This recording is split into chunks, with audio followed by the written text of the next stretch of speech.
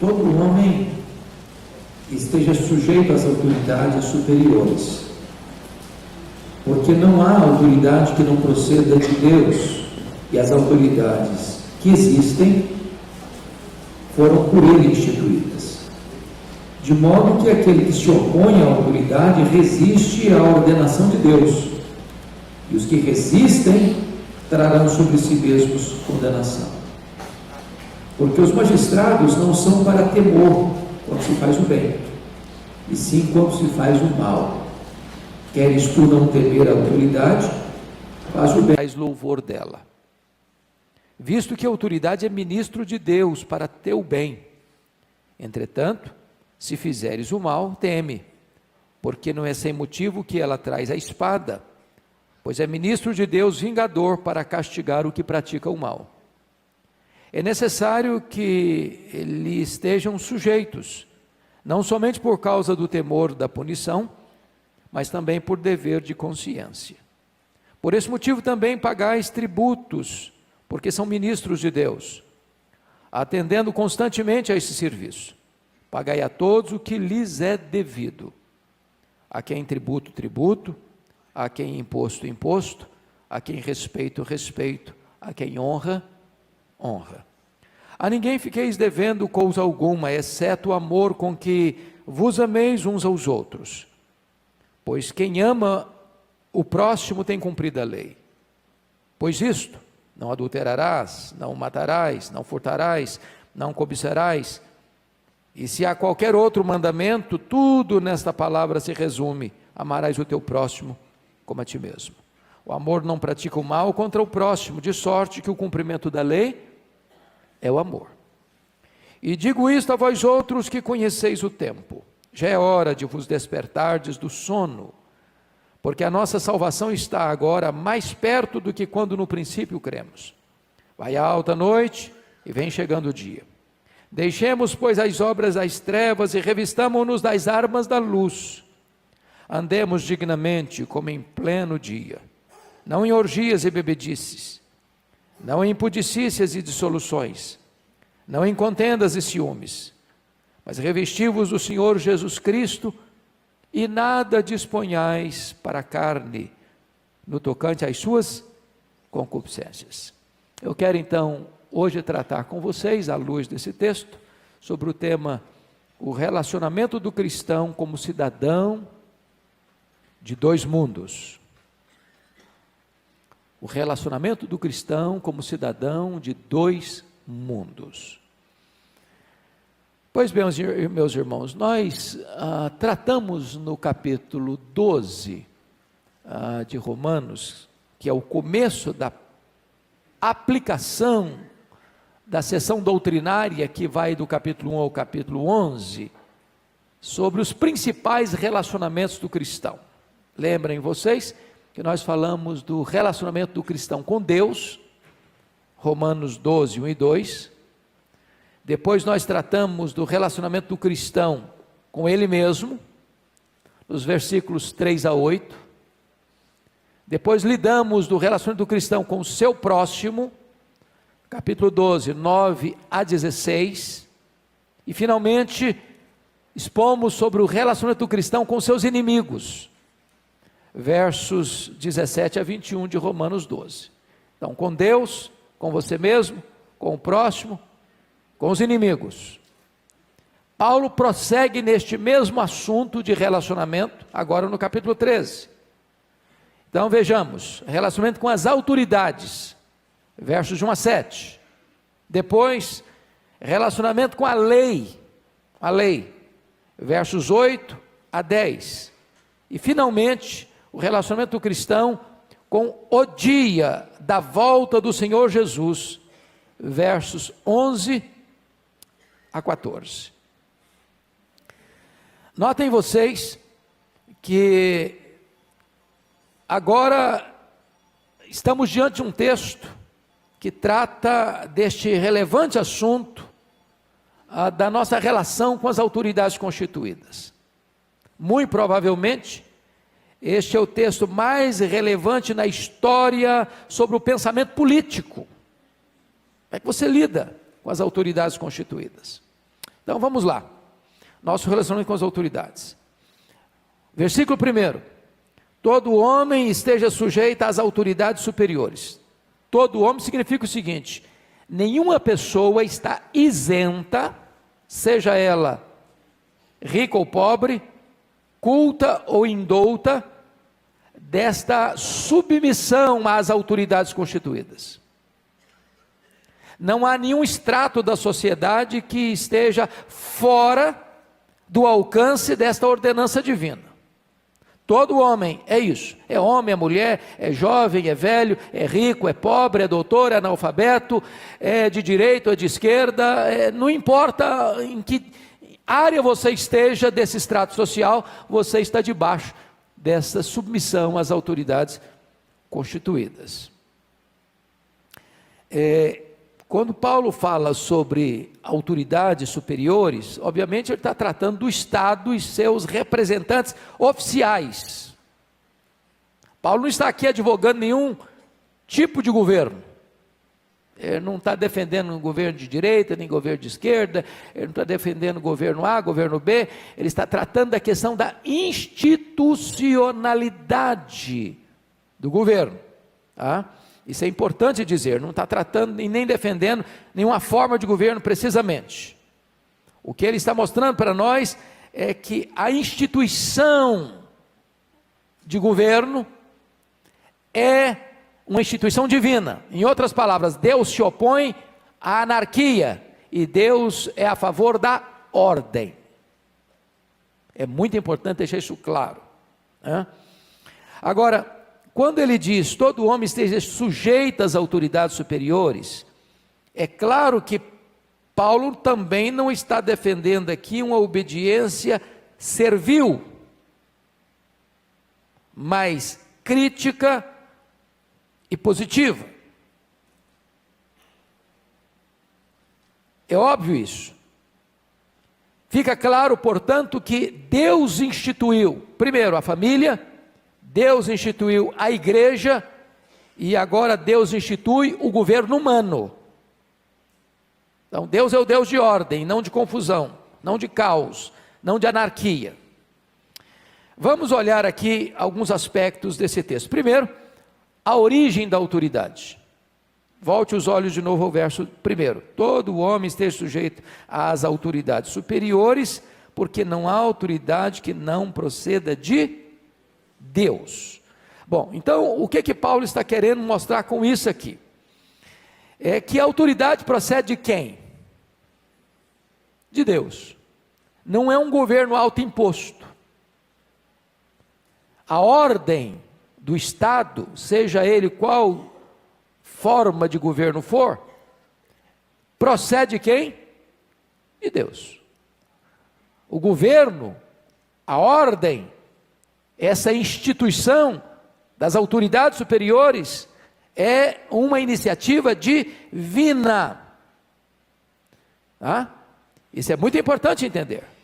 Não importa se você é um ateu ou se você é um crente, você precisa entender que essa instituição de governo é de origem divina, procede de Deus, Agora, em virtude disso, já que ela procede de Deus,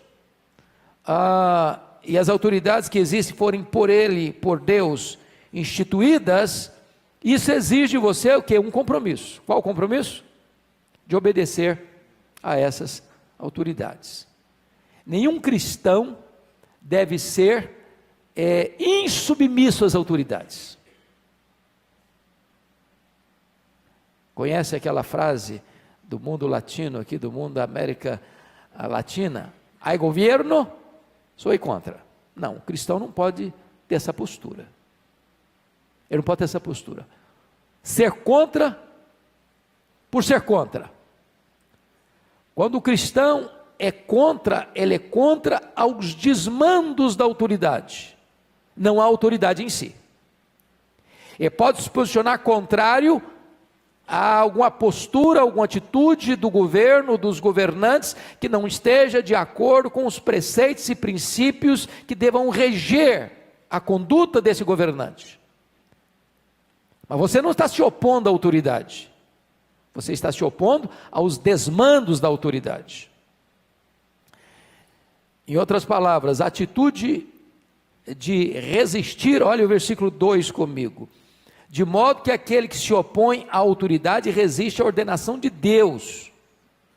Ou seja, se você é contra os governantes, por querer anarquia, porque querer o caos, por não se submeter, por não se sujeitar, você está rejeitando não a autoridade, você está rejeitando Deus, que instituiu a autoridade. Isso vale para a família. Quando um filho desonra pai e mãe, desobedece pai e mãe, não se submete a pai e mãe, ele não está apenas rejeitando a autoridade de pai e mãe, ele está se insurgindo contra o próprio Deus, que estabeleceu esta ordem familiar. Esse é o princípio que Paulo está aqui estabelecendo. Agora é óbvio que um cristão, ele tem o compromisso de resistir aos desmandos da autoridade, toda vez que essa autoridade foge do seu papel. Por exemplo, como João Batista resistiu a Herodes, Antipas, dizendo, não é lícito você possuir a mulher de seu irmão. Aliás, nota de rodapé, se existe uma coisa que a igreja não tem feito hoje, é exercer o seu papel profético, de denunciar a autoridade quando ela foge do seu papel. Já pensou se nós formos denunciar, como o pastor Ival pregou aqui hoje, da vida pessoal dos governantes, como João Batista fez com Herodes? Que vespero que nós íamos botar a mão? Nós devemos denunciar os desmandos, como os apóstolos denunciaram o Sinédrio. Vocês estão proibidos de falar nesse nome. E eles responderam, antes importa obedecer a Deus que aos homens. Imagine que o governo seja um governo totalitário e proíba a igreja de pregar. O que a igreja vai fazer? Se calar? Se acovardar? Se encolher? Não, a igreja tem a obrigação da desobediência civil, toda vez que a autoridade civil se põe na posição absolutista e quer governar e manietar as consciências. A igreja tem o dever de resistir, como Calvino resistiu aos tecnocratas genebrinos, como Lutero resistiu à aristocracia feudal, como Wesley resistiu ao tráfico de escravos na Inglaterra, ou como Dietrich Bonhoeffer resistiu ao nazismo alemão, mesmo sendo preso e martirizado por essa causa. Então, é claro que Paulo não está me mandando a ter uma obediência servil, cega, absoluta. Absoluta. Quer exemplo bíblico disso? Vamos pensar. O faraó mandou as parteiras hebreias matar as crianças. Nasceu um menino hebreu, mata. O que elas fizeram? Não obedeceram aquela ordem. A ética cristã tem coisas complicadas, irmãos, tem hora. Tem gente que acha que o crente tem que falar a verdade sempre. Pensa comigo na seguinte cena. Chega um assaltante na sua casa. Seu filho corre e esconde debaixo da cama. O assaltante pergunta, cadê seu filho? Eu tenho que falar a verdade sempre. Não, ele, tadinho, ele ficou com medo de você, escondeu debaixo da cama. Você fala isso? Você fala? Claro que não. Na ética cristã, você precisa defender um valor maior que a vida. Quando as parteiras hebreias mentiram dizendo o seguinte, não, é que essas mulheres são tão fortes que quando a gente chega lá, já deram a luz. Elas estavam defendendo um valor maior, que é o valor da vida, resistindo à autoridade do faraó. Pensa comigo agora num outro exemplo, de Mesaque, Sadraque e Abidênego, que recebem uma ordem expressa de Nabucodonosor, ou você se prostra diante da imagem que eu levantei, ou você vai ser morto. jogado na fornalha ardente. O que é que eles fizeram? Qual foi a postura deles? Bom, você é autoridade, nós somos súditos, então tem que obedecer. Não. O rei fica sabendo de uma coisa: se Deus quiser nos livrar, Ele até pode nos livrar. Se Ele não quiser livrar também, é da soberania dEle. Agora, uma coisa, nós tomamos uma decisão: nós não vamos nos dobrar. Desobediência civil. Por quê? Porque antes importa obedecer a Deus que obedecer aos homens. Deixa eu lhes dar um outro exemplo. Pensa comigo em Daniel. Ele recebeu uma ordem, aliás, fizeram uma trama para pegá-lo, que ele não podia orar naquele período, a não ser ao soberano do império. O que é que ele fez? Abriu a janela, deixou todo mundo ver que ele estava orando. Ou vamos pegar o exemplo agora dos apóstolos. Vocês estão proibidos de falar nesse nome. Nós vamos continuar falando, porque é importante obedecer a Deus que aos homens. Não, preste atenção nisso. Nós somos cidadãos ordeiros, nós somos cidadãos submissos às autoridades constituídas, nós devemos honrar as autoridades constituídas, nós devemos dar a elas toda a honra que lhes é devida. Mas no momento em que uma autoridade civil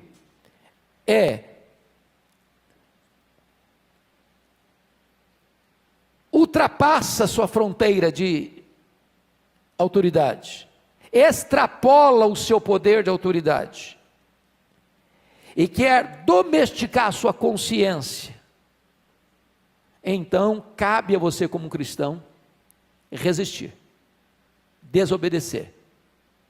O que você está fazendo não é resistindo à autoridade, o que você está fazendo é se sujeitando a Deus, que é a autoridade maior sobre a autoridade, que a instituiu, não para ser absolutista, mas para ser um diácono de Deus a serviço do povo. Pois bem, vamos olhar agora o segundo ponto, que é a natureza da autoridade. Olha comigo aí os versículos 4 e 5. Você pode ler comigo? Vamos ler juntos? Visto que a autoridade é ministro de Deus para teu bem.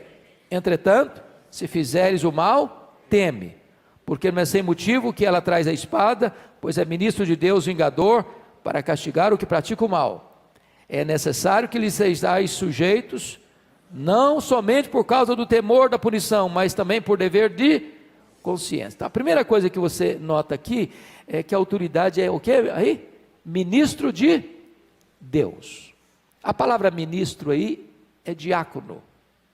Olha que bonito.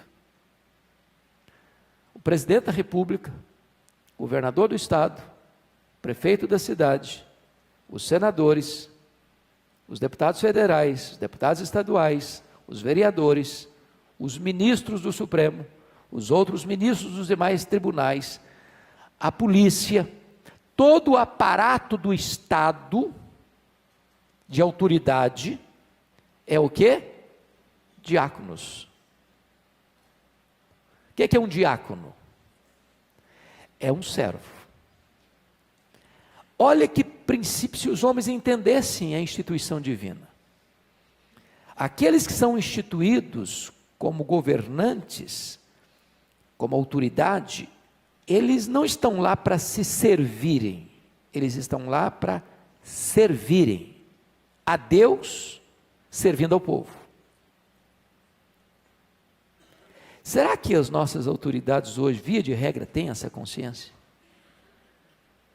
É esse o princípio que rege, que governa a mente?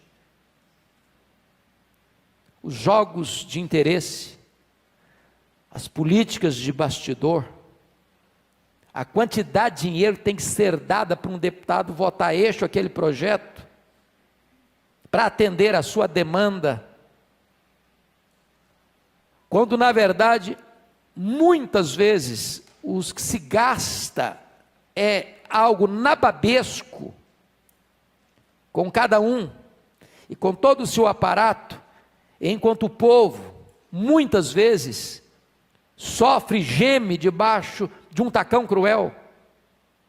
Se nós entendêssemos qual é o preceito divino, os princípios das Escrituras, nós teríamos um Estado justo, ordeiro, para construir aquilo que é o lema da nossa bandeira, ordem e progresso, para aliviar o fardo daquele que sofre, para dar condições de vida para os menos favorecidos. Por quê? Porque a autoridade é ministro de Deus, é diácono de Deus, para servir o povo. Ele é um garçom de Deus para servir o povo. Este é o entendimento de Deus quando instituiu o governo. Mas notem vocês algo seríssimo aqui. Quando Paulo vai escrever, visto que a autoridade é ministro de Deus, para quê? Para quê? Para ter o bem. Então, a autoridade tem duas finalidades aqui, de acordo com o ensino do apóstolo Paulo. Ele é ministro para duas coisas. Primeiro, para fazer o bem. Segundo, para coibir o mal. Para coibir o mal. Então, um governante, seja ele em que ordem estiver, uma autoridade, seja no poder legislativo, executivo, judiciário, ele existe para um propósito. Qual o propósito? Fazer o bem. Fazer o bem a quem? Para quem? Para o povo, para os seus liderados, para aqueles que estão debaixo da sua autoridade. Eles só existem para isso, fazer o bem. Agora, pensem vocês quando esta autoridade assume esse comando para deixar de fazer o bem e promover o mal. O transtorno que isso é. Vamos lembrar agora, recentemente, no século XX, irmãos. Mao Tse Tung na China. Matou 60 milhões de pessoas na China. Vamos pensar, por exemplo, no regime do stalinismo. Milhões de pessoas trucidadas. Vamos pensar, por exemplo, no fascismo e no nazismo. Milhões de pessoas. Vamos pensar, por exemplo, nas ditaduras atuais, onde governantes se tornam os donos de quase tudo, né? Eu tive agora recentemente em Angola. É uma história tão triste. Aquele país viveu como colônia de Portugal até 1975. Durante mais de 300 anos em Angola, o produto mais comercializado eram escravos. Depois que termina a colônia, aí entra uma guerra civil, mais de 30 anos. Depois que a guerra civil acaba, assume um governo corrupto, cuja família é dona de quase tudo. O filho está preso, a filha está sendo procurada pela polícia. E o povo amargando uma pobreza dramática. Então notem vocês que quando um governante não entende qual é o seu papel, a natureza da sua missão, ele acaba extrapolando. Em vez de ele fazer o bem, que é a natureza do seu trabalho, ele coíbe o bem e pratica o mal. Então, eu chamo a sua atenção para esse ponto, que o papel do governante, da autoridade constituída, é promover o bem. Você pode perguntar, mas que bem é esse? Primeiro, bem espiritual. Nós estamos vivendo hoje uma frase muito comum e mal entendida no Brasil. O Estado é laico.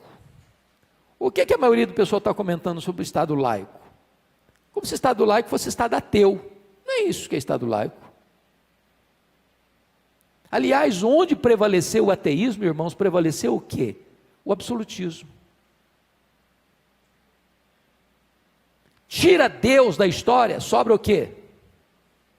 Violência, opressão, desvalorização da vida. Então, quando diz que o Estado é laico, quer dizer que o Estado precisa entender o seu papel e não ultrapassar suas fronteiras. Por exemplo, a família. Quem educa filho? É a família. Quando o Estado quer entrar lá dentro da sua casa para dizer o que você vai fazer com seus filhos, o Estado está deixando de ser laico. Quando o Estado quer entrar dentro da igreja e proibir a igreja, ele deixou de ser laico. Ele precisa respeitar fronteiras das instituições divinas. Deus instituiu a família, Deus instituiu a igreja, Deus instituiu o Estado. O Estado é Estado. Ele não pode interferir na área que não é dele. Isso é ser laico. Qual outro bem que o Estado precisa promover? O bem político. De um governante não querer ser dono da sua consciência. O bem social, em vez de ele se locupletar, desviando verbas, ele vai usar os recursos que recolhe do povo para devolver para o povo. Que bem é esse? É o bem econômico. É o bem econômico. Numa justa distribuição de renda. Que bem é esse? É o bem moral. Eu confesso que tem muitas coisas que a gente precisa fazer reparos, mas eu fiquei feliz quando o governo essa semana resolveu suspender a propaganda de um banco. Olha, a minha bandeira na eleição foi essa, e eu não quero usar dinheiro público para promover aquilo que o Estado não deu a promover. Está certo, está certo. Porque também o governo precisa ser um fiscalizador da moral pública, de não promover aquilo que vai destruir os valores da família, da sociedade.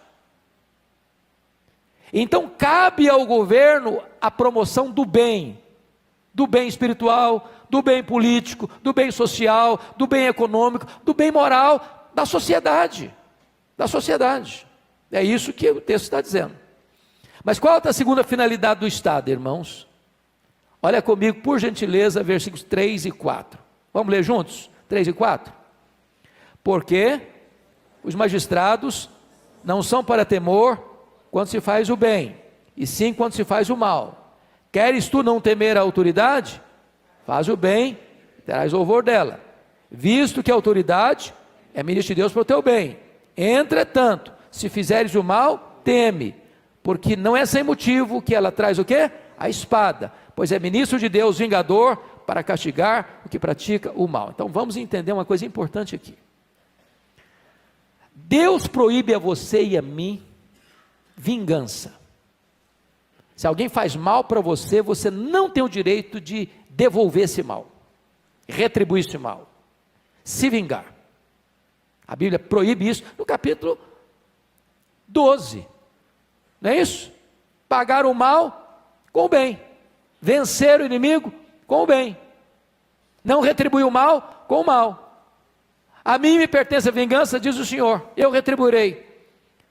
Agora, o que Deus proibiu a você e a mim como cidadão, Deus outorga às autoridades constituídas. Ou seja, o Estado é ministro de Deus, vingador, para retribuir o mal. Em outras palavras, o governo, falando governo do ponto de vista institucional, não pode ser frouxo no combate ao mal. Não pode ser complacente no combate ao mal. Não pode tolerar o mal. O mal precisa ser tão coibido quanto o bem deva ser promovido. É esse balanceamento, é essa harmonia, este equilíbrio é que traz justiça e paz. No momento em que um governante deixa de praticar o bem, promover o bem, ele está pecando. No momento que um governante deixa de coibir o mal, também ele está pecando. deixando de exercer a natureza do ministério que ele recebeu de Deus. Eu nem vou entrar muito na questão da espada e vingador, porque eu sei que o assunto é polêmico, mas é pena de morte mesmo. Espada não é uma chibatazinha para você dar umas varadinhas em alguém, não. Pois não, pastor Ival. O problema do Brasil é que quem faz o bem... Seria tão bom se você... Cadê o nosso microfone? Que a sua palavra é sempre oportuna e boa. Fala mais. Está chegando. Obrigado, Arival. O problema do Brasil, desde a Constituição de 88, é que a Constituição criou lá mais de 70, 80 direitos sociais. E hoje no Brasil, quem produz é punido e quem não faz nada... Privilegiado. Você pega os dentistas, os profissionais liberais, os empresários, os microempresários que tocam o país, eles têm uma carga tributária sufocante. E aí você tem esses movimentos sociais, o povo que é preguiçoso, não faz nada, e tem todos os benefícios. Agora, como é que a gente levantaria uma voz profética nesse sentido? Porque hoje, até mesmo dentro da igreja, a gente não separa governo, a gente está hoje partidariamente dividido. Essa última eleição ficou claro, né? Porque tinha o pessoal do PT e entrou o pessoal anti-PT. Muita gente votou no Bolsonaro, não por causa do Bolsonaro, mas porque é contra o PT. E nós estamos divididos hoje. Você vê a imprensa está contra o atual sistema. E a coisa não anda. Né? E a gente podemos entrar num caos aí se não houver uma decisão política urgente. Né? Então eu queria que você abordasse um pouquinho. Eu sei que você é intelectual nessa área, me ajuda aí. Ele gosta só de jogar fogo, como diz o meu presbítero, gasolina no fogo, né? Estou pensando que vai me trazer a solução e me traz mais problema. Muito bem, ele vai uma benção. Pois bem, amados, ele é uma benção. De fato, irmãos, nós estamos vivendo um tempo tão complicado. Eu estava lendo essa semana exatamente isso, é que o nosso sistema hoje privilegia não a vítima, mas o criminoso. Quando você fala hoje, por exemplo, em justiça social, direitos humanos de quem? De quem? Porque às vezes a pessoa está privilegiando o direito humano daquele que matou, daquele que estuprou, daquele que roubou, daquele que sequestrou, daquele que torturou. E não se fala da vítima que sofreu abuso, perdeu sua dignidade, a sua vida, a família da vítima ficou arrebentada. Então, estamos fazendo uma inversão de valores. Nós estamos numa conjuntura ideológica às avessas. O certo é o errado é o certo. Nós estamos naquela época da profecia do grande profeta Rui Barbosa. Chega um ponto que o homem tem vergonha de ser honesto. Quando você lê hoje os jornais, os periódicos, você escuta a maioria dos jornais, se você defende uma causa honesta, íntegra, parece que você é um ser jurássico.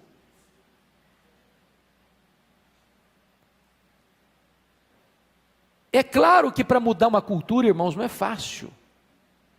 Porque se você perceber as grandes ideologias que estão por trás hoje, tem uma finalidade, é o aparelhamento do Estado. O que é o aparelhamento do Estado? É você trabalhar todas as estruturas para seguir uma linha ideológica. E desmontar isso não é simples. Desmontar isso não é fácil.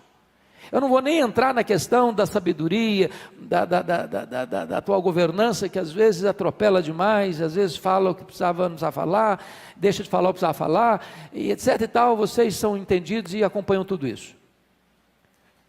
O ponto é o seguinte: nós precisaríamos rever isso, e aí entra, penso eu, pastor Ival, a voz profética da igreja. Por exemplo, você pega Tiago capítulo 5, ele fala da opressão econômica. Quando você percebe, e hoje parece que o governo está preocupado com isso, se você sufoca quem produz, você mata na fonte o país. Se você explora demais quem está trabalhando e favorece quem está no ar-condicionado, só querendo as benesses e não quer suar a camisa, você está prejudicando o país. Então Deus, é só ler os profetas menores, não tem nada melhor para você entender o que é justiça social, o que é a defesa do bem econômico, moral, social, etc., do que ler os profetas menores, sobretudo o profeta Amós, onde ele denuncia a opressão, onde ele denuncia um governo que oprime, onde ele denuncia o fato de um povo estar com a canga pesada no pescoço e não consegue respirar. É só você ler, por exemplo, quando morreu Salomão. Por que o reino de Israel foi dividido? Vocês lembram? O que estava por trás? Imposto pesado, opressão ao trabalhador, o povo pagando o luxo da corte, porque não tem almoço de graça. Não tem almoço de graça. Se tem muito luxo lá em cima, como agora há poucos dias nós lemos aí, na nossa Suprema Corte, 1,5 milhão para comprar lagosta e outras coisas deliciosas, que às vezes nós somos privados, é hora de você parar e perguntar, é isso mesmo? Nós devemos nos conformar? Será que a igreja não pode levantar a sua voz? Eu li, aliás, eu escutei de uma frase de um professor do Arival, Francisco Leonardo, foi seu professor, não foi? Perguntaram para ele, lá em Recife, reverendo, se a igreja for mais perseguida, ela será mais fiel? Ele respondeu, não. Se a igreja for mais fiel, ela será mais perseguida. O problema é que nós nos calamos. O problema é que nós não temos voz profética hoje. O problema é que nós não denunciamos o pecado da corte. Então, se você ler sua Bíblia atentamente, eles fizeram isso. É claro, irmãos, que quando você, eu vou te dar a palavra, filho, quando você lê Paulo aqui em Romanos 13, Paulo não está preocupado com a questão ideológica, que quem era o imperador na época de Paulo? Era Nero. Nero. O cara era mau. Paulo está definindo aqui princípios. Governo é princípio, ordem é princípio, Estado é princípio, autoridade superior é princípio. E ele está dizendo o seguinte, o que é dever do governante, o que é dever do governado, o que é que cada um deve fazer para que a coisa funcione bem. Agora, a igreja, como dizia Calvino, é a consciência do Estado, é a consciência do Estado. Se o Estado foge do seu papel, cabe à igreja falar, Estado, o seu papel é esse, você está fugindo para cá. Pois não, filho. Se for fácil, o Arival vai me ajudar.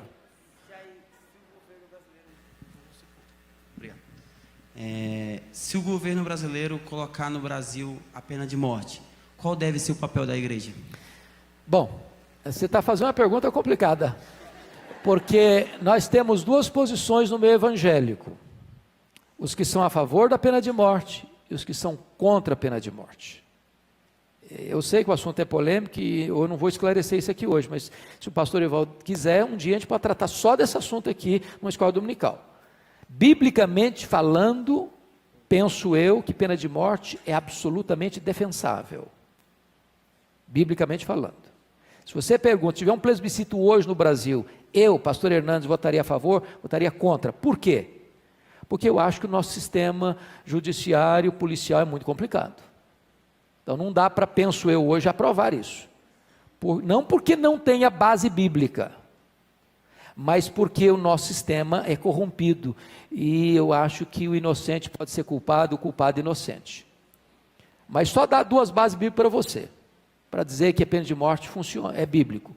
O texto que nós estamos lendo aqui. É só você ler o texto. Romanos 13, olha aí.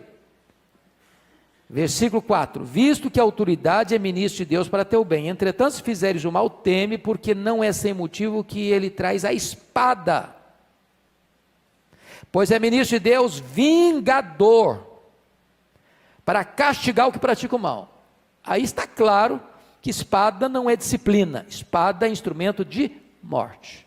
Segundo texto que eu vou lhe dar no Novo Testamento, Velho Testamento tem muitos, mas no Novo Testamento, quando Jesus estava diante de Pilatos, Pilatos era o governador da Judéia, aí Pilatos disse para Jesus assim: você não sabe que eu tenho autoridade para te soltar, para te mandar matar? Qual foi a resposta de Jesus para ele? Nenhuma autoridade teria sido alto não tivesse sido dada a você. Em outras palavras, Jesus não negou a autoridade dele, de soltar ou mandar matar. Jesus só negou, só disse para ele: você está confundindo uma coisa, de onde vem essa autoridade? A origem dessa autoridade, ela não vem de você, ela vem de Deus. Ali Jesus ratifica também a pena de morte. Agora, a questão é a funcionalidade disso. Eu acho que o nosso aparelhamento jurídico, judicial, hoje, penso eu, não é suficientemente seguro, justo, transparente para uma aplicação de pena de morte hoje no Brasil. Bom, dito isso, vamos pular um pouquinho desse assunto, viu, gente? Daqui a pouco vocês me pegam. Pois bem, então qual é o dever do cidadão em relação às autoridades constituídas? Vamos lá? Versículos 6 e 7, vamos ler juntos? Por esse motivo, também pagais tributos, porque são ministros de Deus, atendendo constantemente a esse serviço. Pagai a todos o que lhes é devido, a quem tributo, tributo, a quem imposto, imposto, a quem respeito, respeito, a quem honra, honra. Eu chamo a sua atenção para o versículo 6, em comparação com o que está escrito no versículo de número, cadê o ministro aí? Onde está escrito a palavra ministro? No começo? 4. A palavra ministro no 4 é diáconos. Mas a palavra ministro no versículo 6 não é mais diáconos, é leitorgos, de onde vem o liturgo, era o papel do sacerdote. Na mente de Deus, no coração de Deus, dentro da palavra de Deus, Calvino chegou a chamar as autoridades constituídas quando você fala substituto, me falou a palavra aqui, o sacerdote é um substituto, como é que você fala? Vocês são bons de Bíblia, hein, gente? Me ajude. Ele é o vigário, vem a palavra, vigário. A autoridade é um vigário de Cristo. O que é a palavra vigário? Quando o Papa se autodenomina como vigário do Espírito Santo. O que ele se define? Ele é o substituto, vicarius filii Dei, de Jesus Cristo, o substituto do Filho de Deus. É claro que o Papa não é um substituto do Filho de Deus, mas no sentido que Calvino chama de vigário, é que o Senhor delega ele, e ele representa o próprio Senhor na administração dos recursos do povo, para o bem do povo. Então, o que você e eu devemos às autoridades constituídas? Tributos, imposto, honra, respeito, obediência. Agora vamos parar um pouquinho aqui, irmãos, um costume nosso, viu, que é errado, falar mal dos governantes. Se você falar para mim que na sua casa nunca ninguém falou mal dos governantes, eu vou duvidar da sua honestidade. Nosso papel é orar por eles. Orar por eles. Segundo papel nosso é cumprir com o nosso dever com eles. Terceiro papel nosso é confrontá-los quando entendermos que eles estão extrapolando. Eu acho que esse assunto que o pastor Ival levantou hoje, eu acho que o governo atual está preocupado com isso. Pelo menos tem dito isso, não sei se vai praticar. É a ideia de que nós precisamos rever o nosso sistema, de não sobrecarregar quem produz, e beneficiar. Uma das coisas boas que eu vi agora foi a questão da Lei Rouanet, por exemplo. Dava uma montanha de dinheiro para quem não precisa do dinheiro, ou para promover coisas que nós deveríamos reprovar. Legal, por aí. Se nós fecharmos a torneira da corrupção, já vai sobrar dinheiro para fazer alguma coisa boa. Bom, dito isso, irmãos, vamos para o segundo compromisso do cristão, que é o compromisso do cristão com a lei. Versículo 8. Então vamos lá. Olha o versículo 8 comigo. A ninguém fiqueis devendo coisa alguma, exceto o amor com que vos ameis uns aos outros, pois quem ama o próximo tem cumprido a lei. Então vamos entender isso aqui, irmãos. Primeiro, a ninguém fiqueis devendo coisa alguma. Você está devendo a alguém? Já pagou? Se não está conseguindo pagar, já foi lá conversar com a pessoa para falar, olha, você dá um tempinho aí que eu estou apertado, mas vou pagar. Crente não pode ser mal pagador. Crente não pode ser caloteiro. Preste atenção nisso, irmãos. Crente não pode dar cheque sem fundo. Crente não pode fazer compromisso sabendo que não vai pagar, não vai cumprir. Crente tem que ser honesto nos seus negócios. Nota de rodapé, já que nós estamos nesse assunto. Cuidado, crente não deva ser avalista. Eu conheço meu pai, inclusive, lá atrás, com toda a pobreza que tinha, teve que trabalhar muito para pagar dívida de outros, porque botou um chamegão lá, o cara fez uma dívida, comprou um sítio, comprou um terreno, comprou uma fazenda, foi pedir para ser avalista e para agradar o amigo, foi avalista e teve que pagar a conta. A Bíblia nos ensina isso. Agora, tem uma dívida que Paulo está dizendo assim, você nunca consegue pagar. Qual é a dívida? A dívida do amor. Sabe o que está querendo dizer, trocando em miúdos? Eu nunca posso dizer para você, olha, já fiz demais para você, já te ajudei muito, agora chega, hein? Agora você para lá e eu para cá. Eu estou com a minha dívida quitada com você nesse negócio de amor. Nunca você pode dizer isso. Nunca. Você nunca vai esgotar o limite do amor ao seu próximo. Nunca. A ninguém fiqueis devendo coisa alguma, exceto o amor. Tá? O amor com que vos ameis uns aos outros. E esse uns aos outros aí não é nem só crente não. Você ama quem? Até o inimigo. Até o inimigo. O cara não gosta de você não, mas você gosta dele. É, varão, o negócio é duro. É, ué. Como diz, eu vou parafrasear o Billy Graham. Tem um livro do Billy Graham, o último que ele escreveu. Eu acho que a frase valeu o livro, vale R$50, só aquela frase. Ele diz assim, a velhice não é para os fracos. Quem tem cabelo branco aí, entenda isso. Eu gostei dessa frase. A velhice não é para os fracos. Agora eu vou parafrasear. Ser crente não é para os fracos, no sentido boa da palavra, viu gente? Todo mundo aqui é fraco. Agora, não pense que Deus vai diminuir o padrão. É o que nós ouvimos hoje de manhã aqui. Uma burdoada na nossa cacunda, como dizia o mineiro. É por aí. Padrão de Deus não diminui. Você tem que amar até seu inimigo. O cara está puxando seu tapete, você está abençoando a vida dele. O cara roubou tudo que você tem, chega lá com fome, vou te dar comida. Ô irmãos, isso aí só a graça de Deus, não é não? Pois bem, então vamos para frente. O amor ao próximo, diz aqui o versículo 8b e 9, pois quem ama o próximo tem cumprido a lei, pois isso, não adulterarás, não matarás, não furtarás, não cobiçarás, qualquer outro mandamento, tudo nessa palavra se resume, amarás o teu próximo como a ti mesmo. O que você entende disso aqui, o amor ao cumprimento da lei? Se você leu aí, quais mandamentos ele citou aí nesse versículo 8, a versículo 9? Só os mandamentos da segunda tábua da lei, da nossa relação horizontal com o próximo. Lembra das tábuas da lei? Eram duas? Os 4 primeiros mandamentos, nossa relação com Deus. Não terás outros deuses, não farás mais de cultura, não tomarás do nome do Senhor teu Deus em vão, honra o dia do Senhor. Tá? Mandamentos com Deus.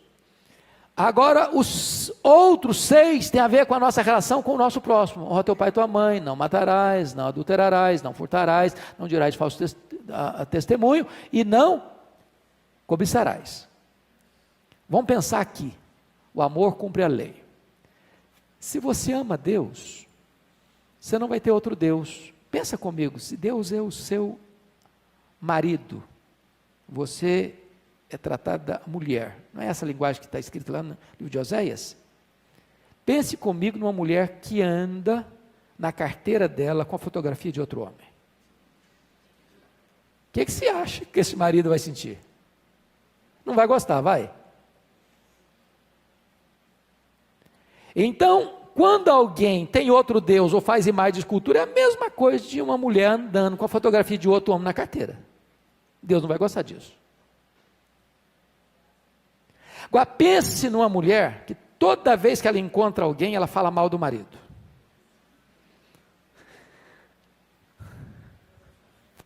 Não é, pessoal? Que situação difícil. Não tomarás o nome do Senhor teu Deus, hein? Vamos. Mas pensa numa mulher agora que ela faz de tudo para não ficar perto do marido. Dá um feriado, ela some sozinha. É o 4º mandamento. Se deleitar no dia de Deus, ter prazer em estar perto de Deus. Gente, domingo a gente tem que ter prazer de vir para a igreja. É deleite. É prazeroso. Você está no meio do povo de Deus, na casa de Deus, com os irmãos, na presença de Deus, adorando a Deus. Agora, se você ama seu próximo, a primeira coisa, você não vai desonrar seu pai e sua mãe. Se você ama seu próximo, você não vai tirar a vida dele. Se você ama seu próximo, você vai cuidar da honra da sua casa, não vai desrespeitar o cônjuge, você não vai falar mal dele, você não vai cobiçar o que é dele. Então o que Paulo está dizendo é o seguinte: quando você ama, você cumpriu toda a lei. A síntese da lei é amor a Deus e ao próximo. Mas vamos olhar o versículo 10. Ele está falando o contrário agora. O amor não pratica o mal contra o próximo, de sorte que o cumprimento da lei é o amor. Ok. Pois não. Pode falar, querido.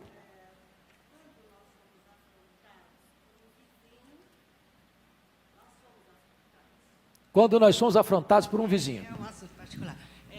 Nós somos afrontados por um vizinho por causa de futebol. Aconteceu conosco. Quando é palmeirense e corintiano, então é muito comum isso. Brincadeira. Não, mas assim, a gritaria estava excessiva. Ele saiu, o pai e filho saíram à sacada, falando palavrões horrorosos. E nós estávamos em casa com o nosso netinho assustou e nós nos sentimos afrontados. Saímos da janela e nós os repreendemos. Olha, vocês estão usando isso nos está afrontando. O vizinho falou, não são 10 horas da noite, portanto nós podemos fazer o que quisermos. Ok. Assim, mas nós estamos sendo afrontados, não é pelo barulho, é pelo que vocês estão dizendo. Ele continuou nos afrontando e o filho nos xingou para ele de uma coisa horrorosa. Uhum. Nós devemos ficar calados? Essa pergunta é uma pergunta boa. Veja bem, quando a Bíblia fala que você tem que amar até seu inimigo, não significa dizer que você não tem postura, que você é uma pessoa amorfa, que não tem forma. Cara, pode ser saco de pancada. Não é isso. Não é isso. Não é isso. Nós podemos e devemos reivindicar direitos. A liberdade sua e do outro vai até onde começa o seu direito. Isso é fato. Claro. A boa convivência implica em que eu respeito você, você me respeita. Se nós vivemos, por exemplo, num condomínio, a maioria de nós aqui vive em condomínio, né? São Paulo é uma cidade muito vertical. Como é que você convive? Você convive respeitando o seu vizinho. Seu vizinho respeita você, você respeita seu vizinho. Se alguém extrapola, nós podemos fazer uma abordagem. A forma dessa abordagem é muito importante, né? A gente pode fazer uma abordagem boa ou fazer uma abordagem que aumente ainda mais o problema, né? Agora, não significa que eu preciso suportar tudo que o outro vai falar, por isso existe todo um ordenamento até legal, até jurídico para isso, não é verdade? Se você está sendo lesado, por exemplo, você tem um ordenamento jurídico hoje que defende seu direito. Isso não significa que eu odeio o outro. Significa que os direitos e deveres precisam estar bem postados e posicionados. O que a Bíblia proíbe é você passar a odiar esse vizinho. Você continua amando esse vizinho, orando por ele, se encontrar no elevador, bom dia, olha, Deus abençoe sua vida. Nós somos vizinhos, nós gostaríamos de conviver bem. É bem verdade que você é corintiano, eu sou palmeirense, mas vamos conviver bem. Ou seja, não permitir que isso aloje no coração como mágoa, e não permitir que a partir daí você deseje o mal no coração para essa pessoa, ou fale mal dessa pessoa. É bênção pura. Os atropelos surgem para a gente dar uma melhorada. Vamos ao final da nossa exposição, porque só temos mais 5 minutos. Só para fechar aqui, a nossa relação agora com relação à segunda vinda do Senhor Jesus Cristo, notem comigo a partir do verso 11, e ele vai só tratar de uma coisa, irmãos, já é hora de vos despertares do sono. Paulo está dizendo assim, você é crente? Ok, ele está usando sono aí como aquela vida de dormência no pecado, de acomodação no pecado, de sonolência espiritual.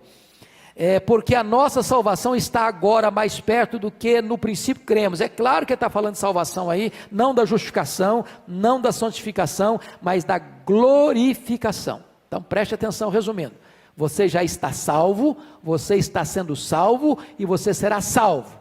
Com respeito à justificação, você já está salvo da condenação do pecado. Com respeito à santificação, você está sendo salvo do poder do pecado. A pregação que nós ouvimos hoje de manhã.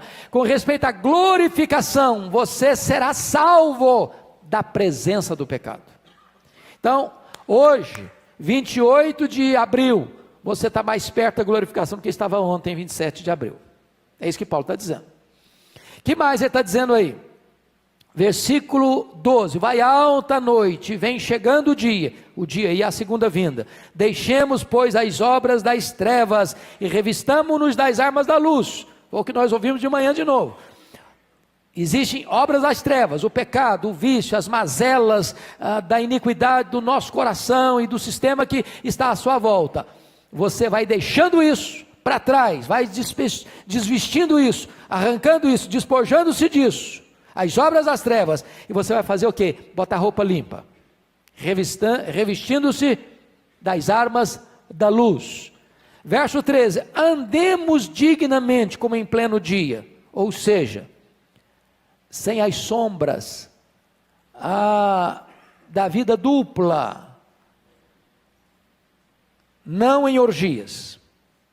A palavra orgia aqui traz a ideia de todo desregramento sexual, bebedice, toda bebedeira, toda embriaguez, não impudicícia. A palavra impudicícia no grego traz a ideia de imoralidade sexual desbragada, dissoluções, abrangendo a área sexual e outras áreas da vida, com palavrões, uma vida desregrada, não em contendas, relacionamentos truncados e complicados com as pessoas, não em ciúmes, você querer se apropriar da vida de alguém. Nota de rodapé aqui, viu, gente? Cuidado com amizades que monopolizem você. Tem gente que quer ser seu amigo, mas que você seja amigo apenas dela. Não se deixe manipular. Toda amizade que é ciumenta, eu sou seu amigo, mas você é amigo do fulano. Não pode ser amigo do fulano, você é meu amigo, que negócio é esse? Isso não é amizade, isso é doentio, isso é perigoso. Então não se permita ser monopolizado. Ciúme é um amor doentio, possessivo. Cuidado com isso. Então, o que mais aí? Mas revestivos do Senhor Jesus Cristo, e nada disponhais para a carne no tocante às suas concupiscências, aos teus desejos. Então, o Arival nem citou esse texto aqui, mas está na mesma linha que o pastor Arival pregou para nós hoje no culto da manhã. Você não pode ter munição para a carne, você não pode fazer suprimento para a carne, você não pode alimentar os desejos da carne. Você precisa se revestir do Senhor Jesus Cristo, não dispondo nada para a carne. Então, sua relação com o governo, sua relação com a lei, sua relação com a vida moral e espiritual, em virtude da brevidade da volta do Senhor Jesus Cristo. Deus abençoe, meus irmãos, e vamos ter um pequeno intervalo aí para o momento do culto da manhã, às 11 horas.